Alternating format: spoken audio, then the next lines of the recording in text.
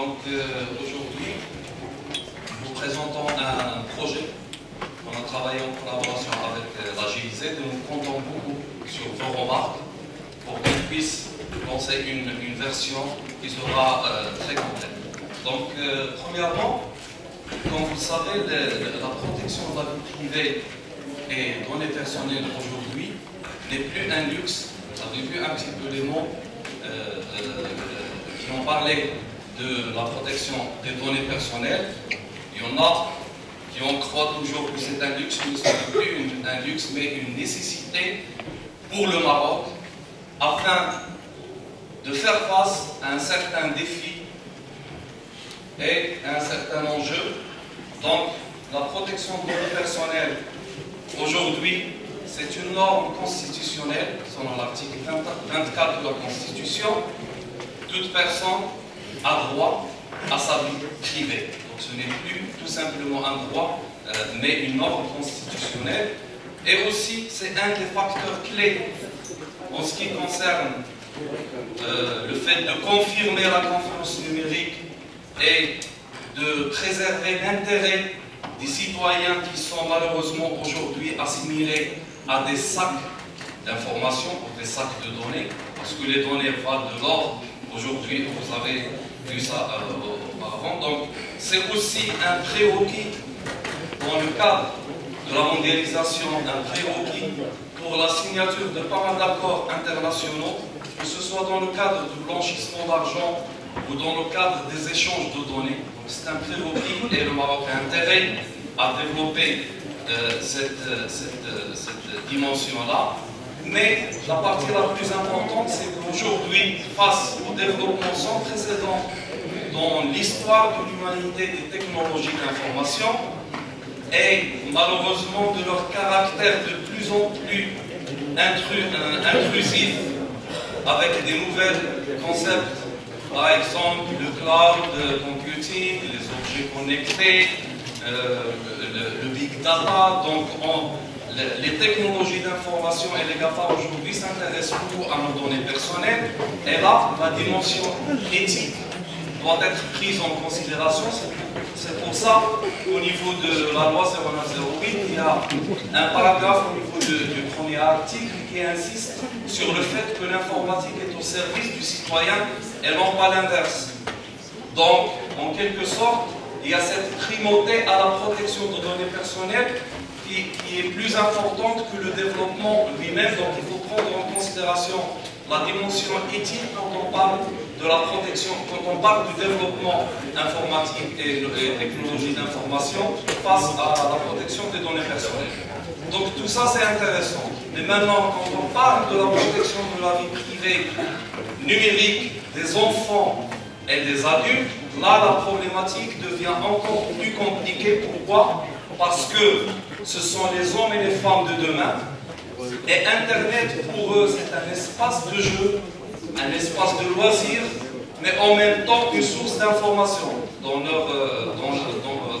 la partie qui concerne l'éducation. Donc, l'éducation au numérique, là, est très importante parce que là, on parle d'une catégorie de personnes concernées qui utilisent Internet pour l'information et pour le savoir, mais aussi c'est un espace de jeu, donc là, les choses deviennent encore plus compliquées et surtout que cette catégorie de personnes a quelques caractéristiques qui montrent en quelque sorte la faiblesse quand on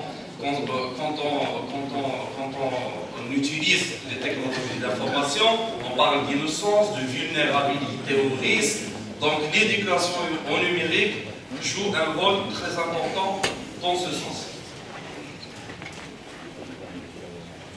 Les risques, bien sûr, je ne vais pas tarder beaucoup là-dessus parce que nous avons un petit retard au niveau du programme. Je ne vais pas tarder beaucoup là-dessus, mais nos experts par la suite vont rentrer de plus en plus dans les détails. Mais les principaux risques encourus sont en général l'influence sur la qualité des relations sociales familiales et sur les résultats scolaires, l'utilisation de l'Internet, le cyberharcèlement, que ce soit les insultes, les menaces, le chantage à travers les webcams, Mais la partie la plus compliquée, c'est la consommation excessive des réseaux sociaux et des jeux vidéo. Et là, on voit un petit peu le caractère dangereux de l'utilisation d'Internet. C'est qu'on dépense d'argent involontairement dans les jeux, mais surtout l'incitation à jouer à des jeux qui sont considérés très dangereux et surtout les jeux qui parlent ou qui utilisent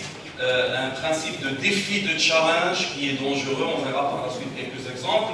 Il y a aussi l'exposition des images choquantes, que ce soit pornographie, violence, comportement dangereux, ainsi que d'autres risques qui sont très connus dans ce domaine-là. Mais j'ai choisi, pour vous montrer un petit peu l'impact sur la vie privée numérique des enfants et des adolescents, le FBI, par exemple, en 2017, elle a averti les parents des dangers potentiels des jouets connectés pour la sécurité et la vie privée des enfants.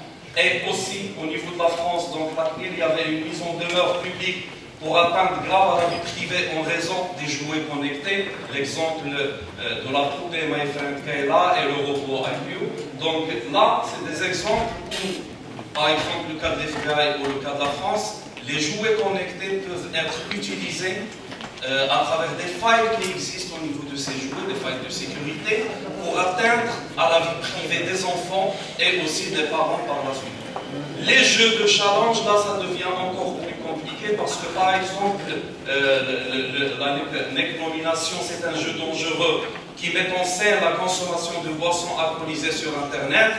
Ou encore le défi de la baleine bleue, c'est un jeu qui pousse les jeunes au suicide et malheureusement il y avait 2 cas de suicide en moins d'un mois au Maroc, selon la vie économique.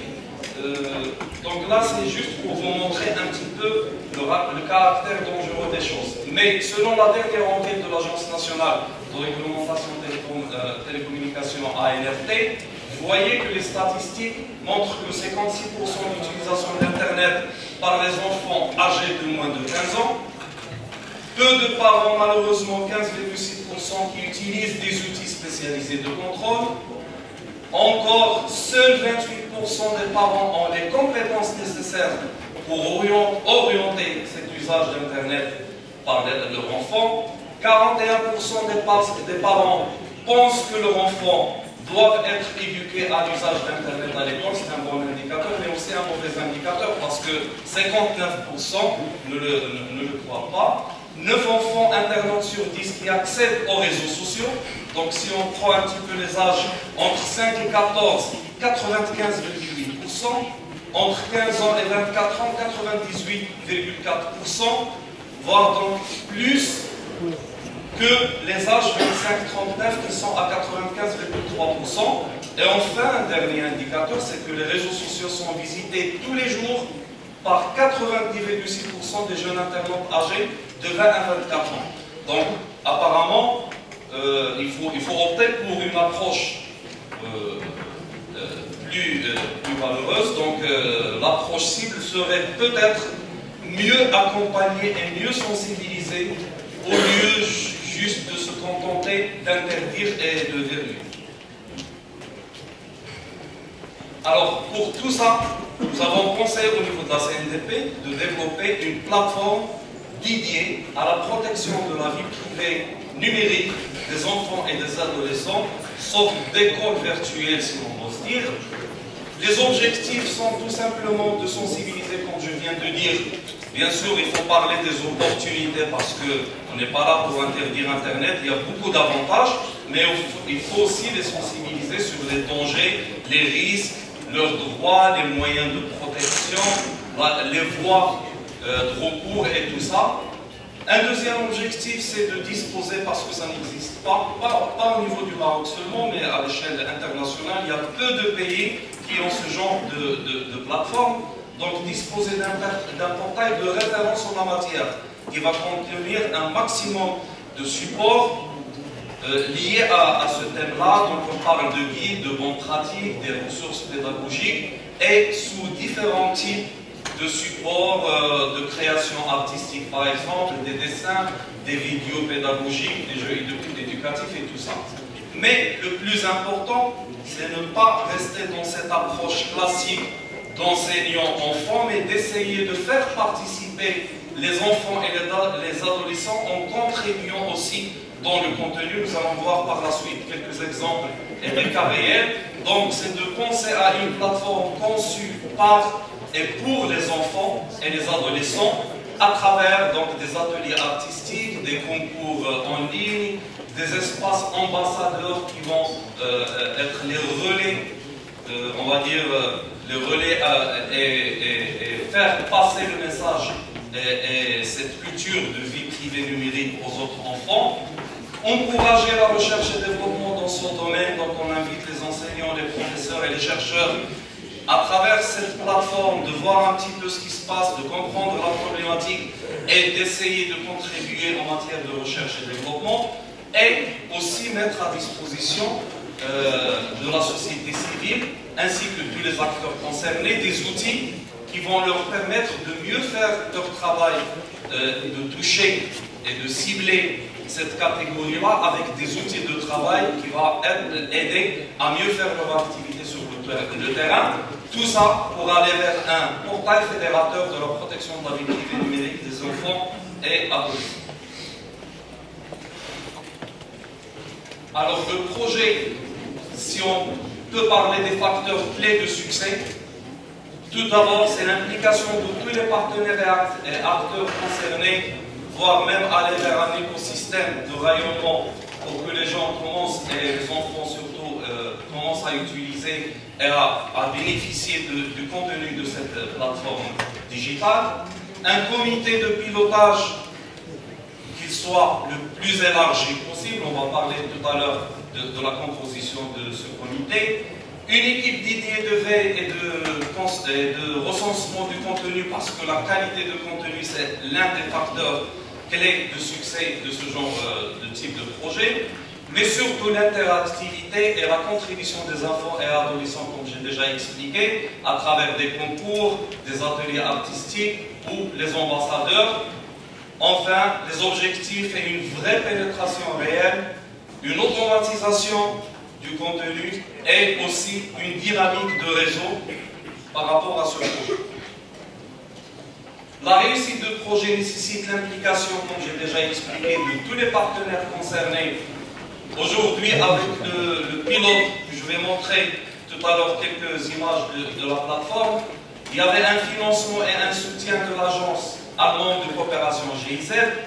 Nous avons déjà des partenaires qui ont déjà répondu à notre appel.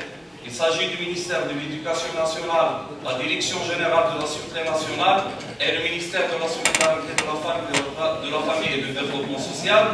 Il y a encore d'autres partenaires cibles possibles. Le ministère de la Culture, le ministère des Harouss et des Affaires islamiques, le ministère de la Jeunesse et des Sports, le Conseil national des droits de l'homme, les ONG de manière générale et les associations aussi au niveau de la société civile. Alors nous avons commencé ce projet pilote en fin 2018 avec deux actions majeures et deux actions pilotes. Premièrement, nous avons réalisé un ensemble d'ateliers techniques et artistiques pilotes, toujours le financement de la coopération GIZ. Les partenaires, nous avons travaillé en étroite collaboration avec le ministère de l'Éducation nationale. Nous avons aussi fait appel à des experts en vie numérique pour sensibiliser les enfants, à des experts en infographie et images, et à un expert en réseaux sociaux et YouTube. Donc nous avons réalisé 3 matinées de sensibilisation au niveau de Salé, Casablanca et Marrakech. C'est un projet pilote cette année. Nous allons élargir sur les autres villes. Et nous avons réalisé aussi 10 ateliers artistiques pour les enfants et les adolescents. Et à travers ce projet, nous avons pu atteindre plus de 200 enfants et adolescents de 6 à 24 ans et dont 50% de filles. Le contenu de tous ces ateliers-là existe aujourd'hui au niveau de la plateforme. Nous avons aussi, pour travailler sur ce que je vous ai expliqué tout à l'heure, faire participer aussi les enfants et les adolescents dans la réalisation de cette plateforme. Nous avons lancé un concours pour la conception du logo de la plateforme digitale. On a eu 17 contributions Et le gagnant, il a eu un prix de valeur de 10 000 dirhams. Vous voyez un petit peu à droite le logo et l'annonce du concours. Mais le plus important, c'est que l'annonce du concours lui-même, elle a été faite. Donc la partie communication de proximité via des canaux diversifiés, les réseaux sociaux, c'est là où on trouve les jeunes, les enfants aussi, on les cible, mais aussi des annonces au niveau de proximité, au niveau des écoles, des stations de tramway, des centres culturels.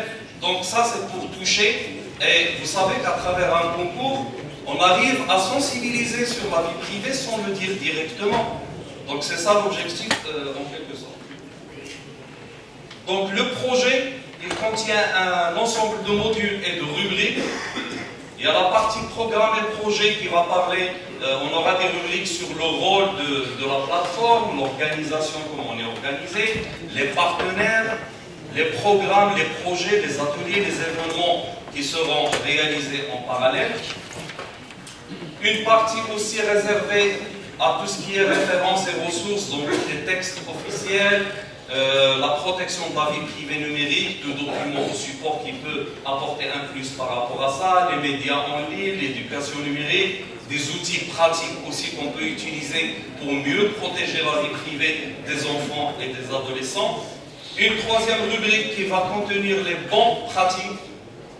Les bonnes pratiques sur Internet, comment on peut protéger notre vie privée et numérique, les forums, qu'est-ce qu'il faut faire au niveau des réseaux sociaux, Facebook, Twitter, Instagram, YouTube, les smartphones, l'utilisation de smartphones, qui sont les bonnes pratiques pour mieux protéger la vie privée des enfants et des adolescents. Donc en quelque sorte, ça va être un contenu qui va aider les enfants, mais aussi les parents qui peuvent se baser sur ça pour pouvoir mieux aider leurs enfants à se protéger au niveau d'Internet.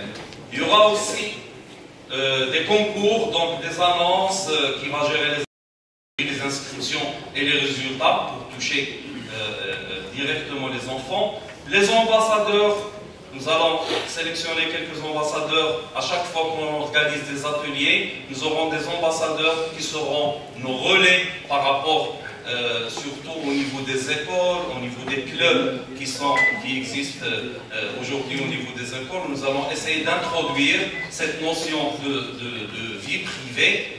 Donc, au niveau des espaces ambassadeurs, il y aura un espace dédié, là où ils peuvent mettre leurs contributions et les contributions aussi des autres enfants. Les contributions, ça peut être des dessins, ça peut être des vidéos, ça peut être des articles. Mais là, on est en train de mettre en valeur le point de vue aussi des enfants et des adolescents par rapport à ce thème et aussi des suggestions en la matière. Et bien sûr, d'autres rubriques liées à l'actualité des galeries, des jeux éducatifs, des quiz, les voies de recours, contacts et mentions légales. Donc voilà quelques écrans ou images liées à la nouvelle plateforme. Vous voyez un petit peu, par exemple, en haut, vous avez le slide. Donc ça, c'était une image de l'un des ateliers que nous avons organisés, des actualités, des thèmes, droits de l'homme, droits de l'enfant en particulier, la protection de données personnelles, quelques outils aussi là-dessus. Là, c'est des cas pratiques, la vie numérique, comment peut-on protéger notre vie, à qui je dois m'adresser, je me protège sur Internet, comment. Donc quelques conseils aussi, des bonnes pratiques par rapport à l'utilisation au niveau de la navigation au niveau des réseaux sociaux et de l'Internet, quelques bonnes pratiques qu'on peut utiliser facilement et rapidement. Et aussi, vous voyez là quelques contributions, donc des vidéos qui ont été réalisées par des enfants, par des adolescents, et qui parlent du thème de la protection de la vie privée, des données et des données personnelles. Donc, tout ça pour vous dire que c'est un projet très important pour nous, mais l'idée c'est qu'on est en train de le monter au niveau du Maroc, mais l'idée aussi c'est que nous cherchons aussi à créer des coopérations internationales sur le sujet et dans tous les continents, parce que ça serait très important quand on parle aujourd'hui de la protection de la vie numérique ou de l'utilisation par exemple des réseaux sociaux. Il n'y a pas de différence entre un enfant marocain ou un enfant français ou un enfant d'autres nationalités, parce que l'utilisation en elle-même, elle est la même, la manière de se protéger, c'est la même.